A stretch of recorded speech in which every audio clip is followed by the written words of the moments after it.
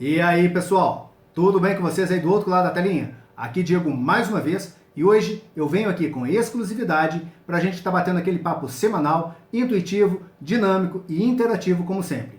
Hoje, aqui no Boletim da Verdade, vamos estar debatendo aí um assunto bastante polêmico: religião. O que é a religião? Bom, primeiramente eu gostaria de compartilhar com vocês algo que aconteceu comigo. Não que eu tenha qualquer coisa contra qualquer religião que seja, muito pelo contrário, eu acredito em Deus, eu confio em Deus. Então assim, há mais ou menos aí 8 anos, lá em 2013, eu estava em Cabo Frio, Rio de Janeiro, com minha esposa. Estávamos sentados na areia e, de repente, veio uma onda, 2 ondas, 3 ondas, várias ondas e eu já não dava mais pé. Minha esposa não sabia nadar, como não sabe até hoje, então ela estava se afogando. Ela se apegou em mim, me segurou e nós dois passamos bastante aperto durante alguns segundos ali, quase 1 minuto aproximadamente. Enquanto eu pude, eu consegui manter ela em cima da água, ajudando. Depois disso eu já estava sem forças, então eu submergi para que ela pudesse me soltar. Assim que ela me soltou, eu a empurrei sentido a praia com os pés. Já sem forças, desci até o fundo e sentei na areia.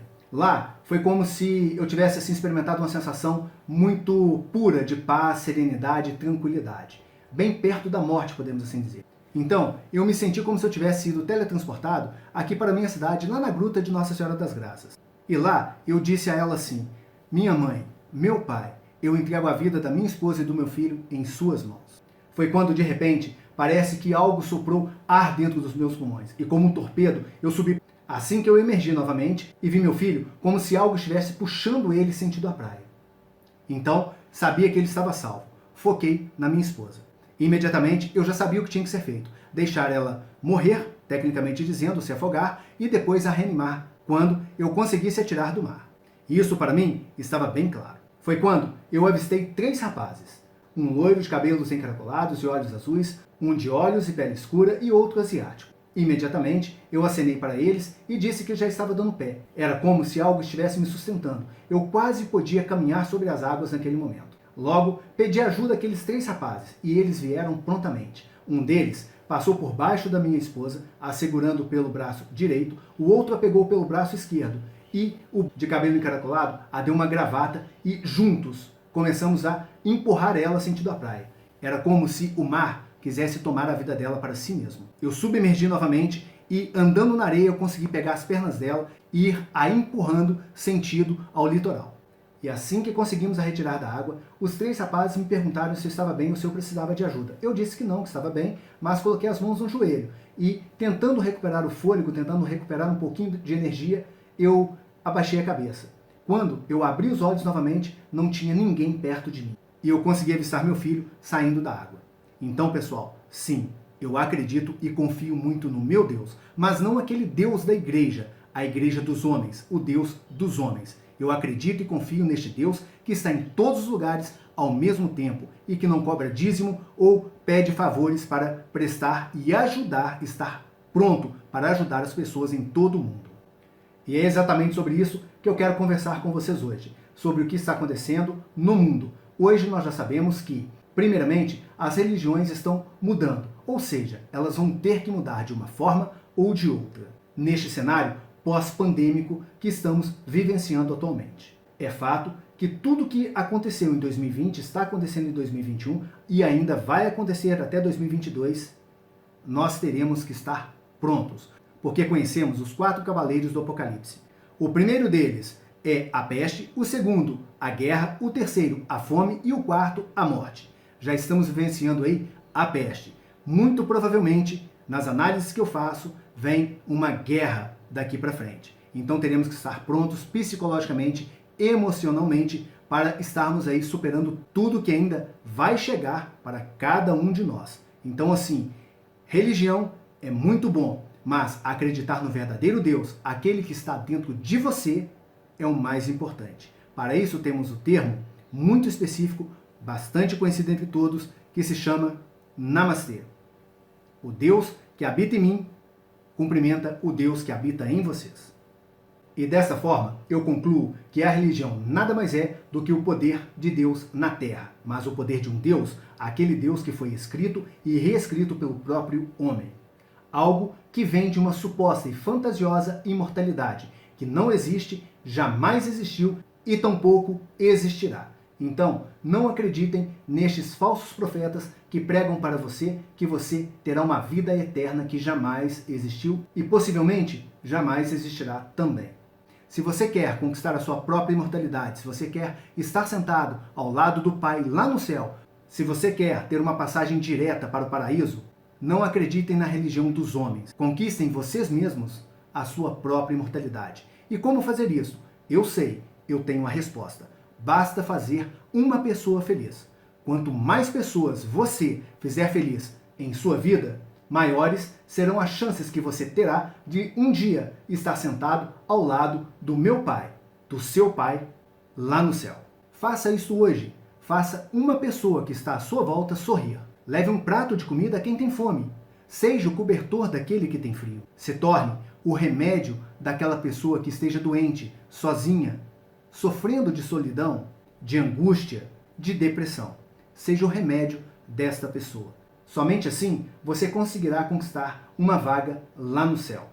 Todo o resto é apenas invenção fantasiosa daquelas pessoas que querem controlar você. Pois para mim, religião é uma unidade de controle em massa. E sempre será. Pois cada pessoa que você fizer sorrir nesta vida será mais um dia conquistado da sua própria imortalidade lá no céu, ao lado do meu Pai, do seu Pai, do nosso Pai. O verdadeiro Pai de todos nós, o Criador de tudo e de todos como conhecemos. E esta é a única religião e a derradeira religião que eu conheço em todos os estudos que eu já realizei até este ponto em minha vida, aos meus 45 anos de idade. E podemos estar tão próximo do fim que vivenciamos no ano de 2020 chuvas torrenciais, um ano pandêmico sem precedentes. Vimos meteoros caindo do céu aos montes no Brasil e em todo o mundo. Nuvens de gafanhotos cortando os nossos céus. Trombetas tocaram por todo o mundo afora. O céu se estremeceu. Tivemos vários relatos de pessoas que ficaram assustadas com os barulhos que o céu estava fazendo. E este assunto, os barulhos do céu, ficaram entre os tops do Twitter durante mais de 2 meses. Vimos águas contaminadas com fezes sendo distribuídas no Rio de Janeiro, a Deus dará, matando a nossa gente, os nossos irmãos e irmãs. Tivemos casos de OVNIs, como por exemplo ocorreu em Magé. E quem achou que tudo isso ia passar em 2021 se enganou feio, porque ainda nem chegamos nem próximo nem perto do que ainda vai acontecer. Pois, na verdade, tudo piorou e muito para todos nós em 2021. E se continuarmos a ignorar os sinais que o mundo tem nos dado, vai piorar ainda mais em 2022. Podem acreditar nisso. Então, eu pergunto a cada um de vocês, será que Moisés, ao enfrentar sozinho as 10 pragas do Egito, mandou seu povo enfrentar tudo o que viria de peito aberto? Disse a seu povo que não era para tomar vacinas? Mandou um Idaí para quase 350 mil pessoas mortas na sua época? Foi inerte a tudo o que estava acontecendo com seu povo, com o sofrimento do seu povo? Será que Moisés disse para o seu povo que se eles tomassem vacina, iriam virar jacarés? Que ele não tomaria vacina? Que ele não compraria as vacinas para o seu povo? Será que Moisés mandou quem fosse de direita na sua época tomar cloroquina, uma medicação sem qualquer comprovação científica que seja, que está matando pessoas em todo o mundo? E já foi provado que não tem eficácia nenhuma contra esse vírus mortal, letal para toda a humanidade? Será que Moisés mandou quem fosse de esquerda tomar turbaína?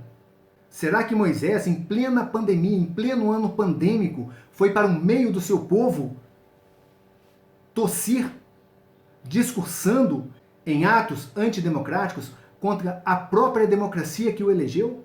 Será que Moisés, ao saber que estava contaminado por este vírus mortal, tiraria a máscara apenas para dar uma entrevista e assim estar propagando o vírus entre toda a sua sociedade na sua época? Será que Moisés diria a seu povo que máscaras é coisa de maricas, mesmo sabendo que essa seria uma das principais defesas para que seu povo se salvasse de um vírus mortal contra toda a humanidade? Será que ele diria que seu próprio povo precisava ser estudado? Será que Moisés diria ao seu povo que ele era o Messias, mas que não sabia fazer milagre algum? Será que Moisés mandaria seu próprio povo calar a boca? Não, pessoal. Muito pelo contrário. Moisés mandou que seu povo se escondesse dentro das suas próprias casas, que trancassem suas casas, que matassem um cordeiro, tirassem o sangue dele e marcassem as portas e as janelas para que quando o anjo da morte passasse, não os atingisse. Pediu a seu povo para que tivesse cuidado, que respeitasse o que estava chegando para eles. E assim, todo o seu povo conseguiu se salvar. Ficando em casa, pessoal, pois tinha um líder que os liderava de verdade e com verdade.